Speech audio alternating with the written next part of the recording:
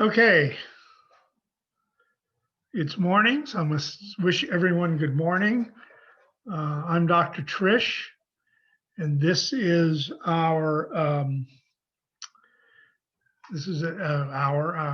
my welcome video um, for EDCI 503. I'll have this posted in Moodle as soon as we're done, which could take about 20 minutes to get everything into YouTube from Zoom and all that good stuff. And hopefully I'll remember how to do this. It's been a few months. A lot of water under the bridge. So I'm going to share an outline. Let's see if it pops up. There it is. Okay, so this is my basic notes on the course, and hopefully this won't take too long. So I sent out the syllabus. I don't think there'll be any changes to the syllabus, particularly concerning either the schedule or my office hours. And I am available, as the syllabus says, I'm available for virtual meetings, usually via Zoom.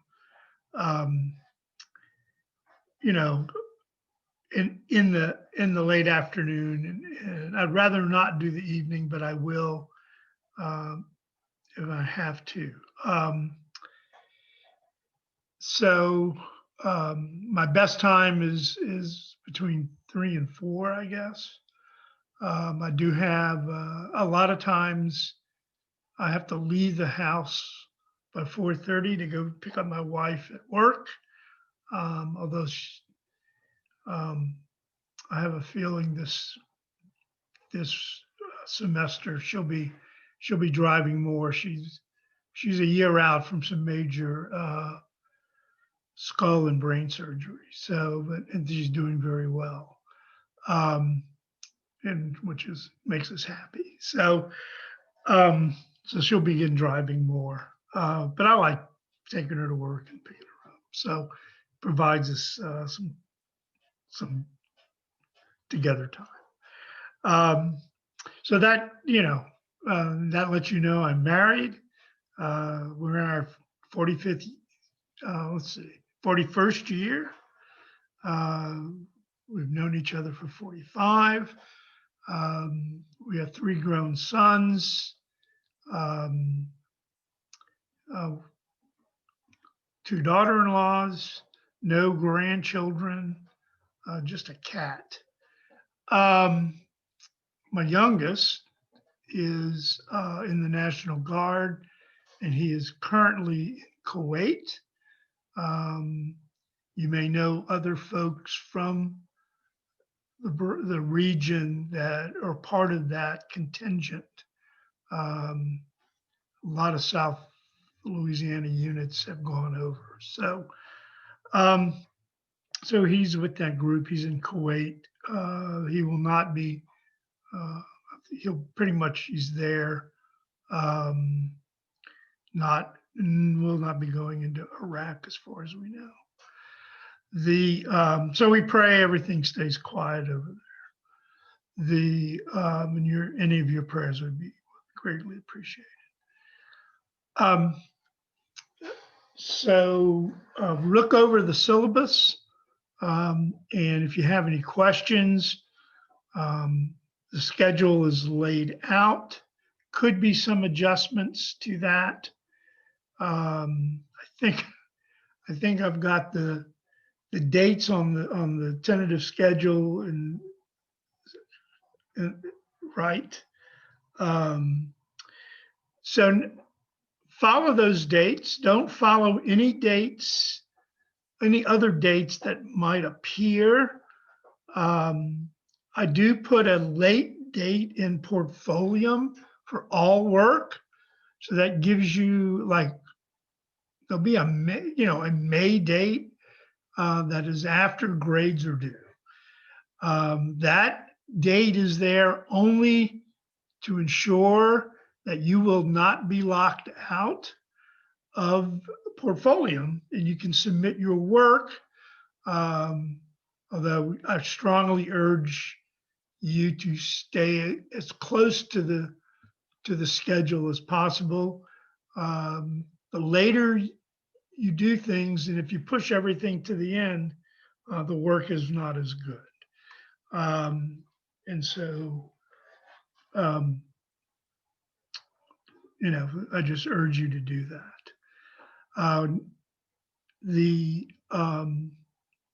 You'll see a piece in the syllabus on reflective practice. This is a critical philosophy for this class. The class will probably challenge your ideas about curriculum. That's my point of this class, to get you to think beyond your given understandings. My doctoral area in education is curriculum theory and curriculum studies. We've been changing things in an ongoing way for this course over the years. I've been teaching this course, probably well over 10 years now. And I've been teaching curriculum courses since probably my 5th year here at Nichols. In the summer, it'll begin my 21st year at Nichols. I began in June of 2000, although I didn't become tenured to 2002. So officially, and I may never make the 20 years. I don't know that I'll be here for 2 extra years. We'll see. So reflective practice, read that piece. And the key thing, and I think this is important, not only for this course, but I think in our current situation socially in this country, the idea of suspending disbelief, and likewise to suspend belief, is important, and for you not to make decisions about teaching practices in particular, and changes that come to you, because we know that one constant in education is change. To allow you, and I've had to do that as an old dog. I just turned 68. I've been doing this for a while. And last semester, I had to do some suspending of disbelief to get through some things. So it's an important practice that as teachers we need to engage in. So please read that. And that comes from my major professor, who you'll be reading, Dr. William Dahl, who unfortunately passed away. Can't remember now if it's 2 or 3 years ago. I believe it was 2017. But anyway, if I remember right. So you'll be submitting 2 types of assignments. There'll be discussion boards on Moodle, but everything else will be submitted via Portfolium, and there is a link on Moodle for every one of the assignments. It's not set up yet. It will be. So I uploaded the Moodle page for the course this morning. There are changes that I need to make. The video discussion on Harvey, I have to redo because that's still under an old system. So I'll be doing a Moodle, I'm sorry, I'll be doing a Zoom video as this is early next week on that. So there's also a discussion forum I would like everyone to engage in over the next week or so, week plus, I think, about curriculum. And there's a question on the syllabus. I'll put that in the discussion board. Just as you read and view the first assignments from topics 1 and 2, which include this welcome video and some other things, then you can kind of share your thoughts, ask questions, and we can work with each other. So if you can answer one of your classmates' questions, please do so. It's the point of the discussions, and I will also engage as much as I can with those things. But clearly, if you have a question I need to answer, I will do that. There are 4 readings. There's a reading based on an article that I wrote on Gabriel Harvey, and it's a early discussion. Think of it as a history of curriculum article, but it presents you with a new way to think about curriculum that goes beyond a set of standards or even the textbook. Bill Dahl is the second article. Keeping Knowledge Alive is the title. And the third is by Dwayne Huebner, who was he taught leadership at Columbia University, and then entered the seminary. And so he's informed, as this article shows, by his theological understandings, I guess. Although the article is not about religion per se, but about how the metaphors we use to describe what we do when we teach and learn. And I think that's the more important. So it's not trying to teach religion. It's trying to get you to think in terms of some of those religious concepts. In those first 3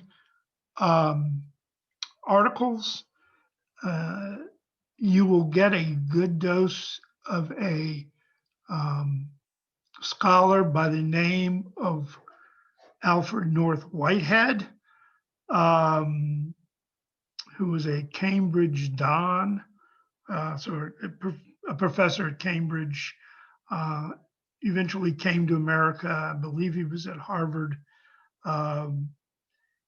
but he's important to all 3 of these articles, mine, Bill Dahl's, and Dwayne Huebner's. I've toyed with the idea of having you write on Whitehead from these 3 perspectives, but I've not done that to you. And then finally, Aoki, Ted Aoki, who's a Japanese Canadian scholar, very important in the field of curriculum. And the 3 authors of the second book below, Curriculum in Abundance, were all students of Aoki's. Again, he passed away probably about 10 years ago. So your writing for these 4 articles is something I call a gloss. We'll talk about it a bit more. Getting ready for the Harvey gloss. But it's basically, let's think of it as terms of about a 2-page critical writing on the reading. So it's not a summary per se. It's not a recasting of what you've read, but the hope is that it gets you to think about your practices as a teacher. And I'll stop here because there probably are some of you who may be in higher ed taking this course. And I work with you. And so if you're in higher ed, you would sort of recast that question from teaching to your field of endeavor in higher ed. That could be coaching, that could be trainer, that could be administration, et cetera, et cetera. So that's all recast. So all of your projects, your glosses and your vision and your evaluation project at the end can all be geared towards your higher ed endeavor. Okay. So that's the readings and glosses. There are 2 books. The James Paul Gee book, What Video Games Have to Teach Us About Learning and Literacy. This, believe it or not, is in fact a book on curriculum. And a way of thinking about curriculum. Basically, he's arguing that game developers are better at curriculum than curriculum experts are. And I would tend to agree. Gee is a science ed scholar. I do not know if he is still active. I'll have to look, I might want to look that up.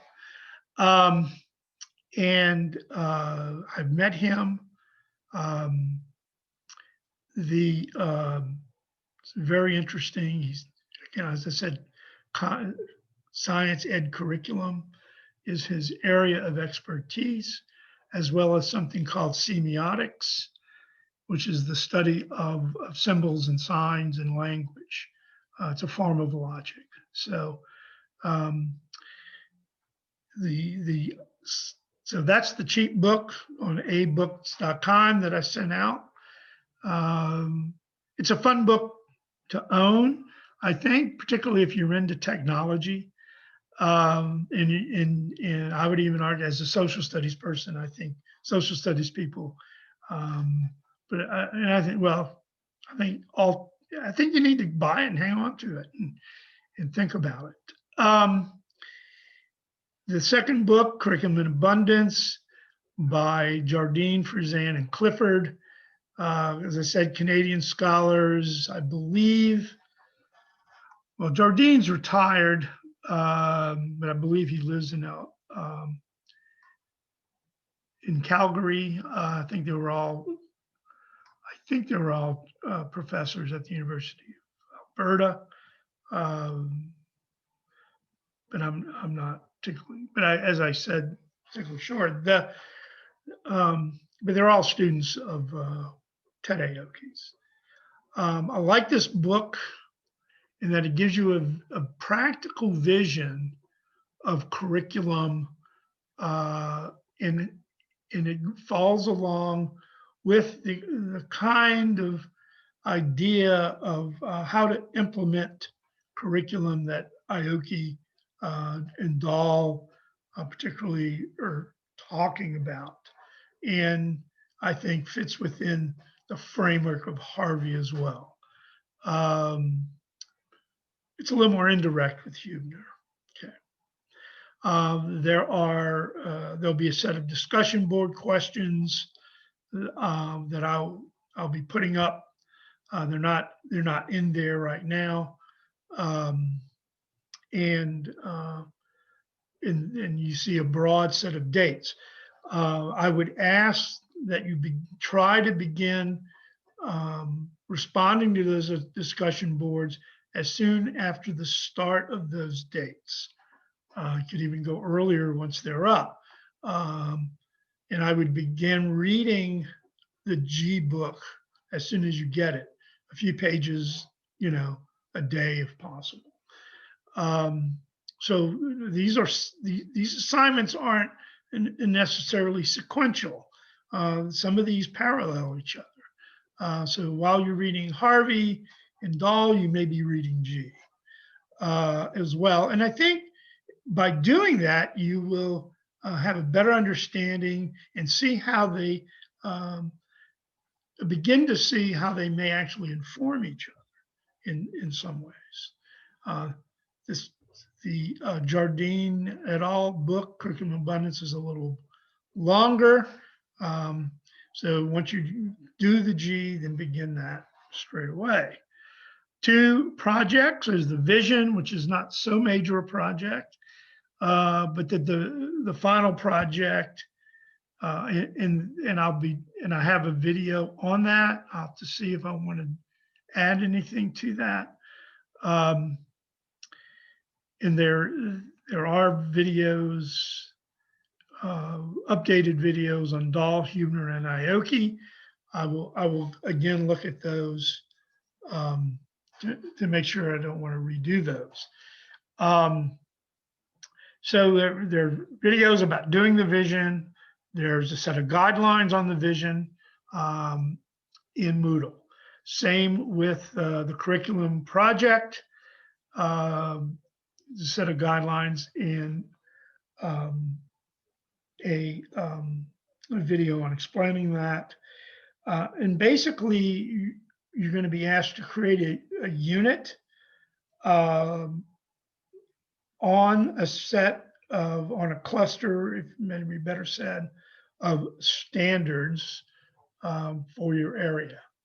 And for those in higher ed, we work out what you will be doing.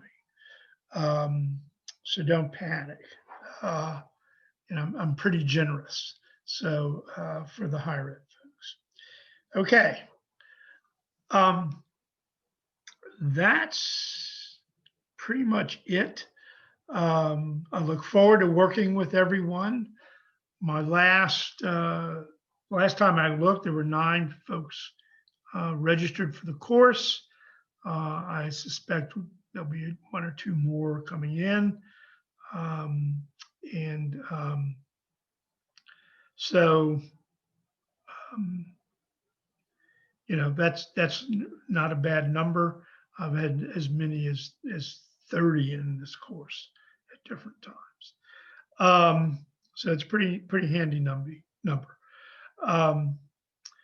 If you have any questions, email me. Never angst about anything.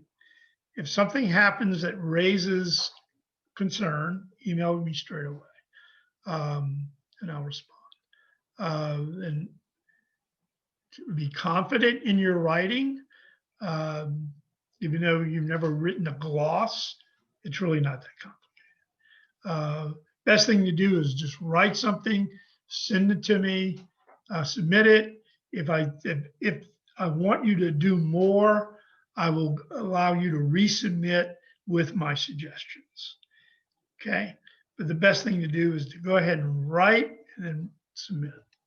Okay, I believe in process, and I think that's what's important for this course, because the intellectual, knowledge aspect of this is what's important, not the timeline so much. Okay, thank y'all, and I'll stop sharing. And I look forward maybe to seeing you on Zoom if we need to meet, and probably would like to. So y'all take care. Have a great weekend.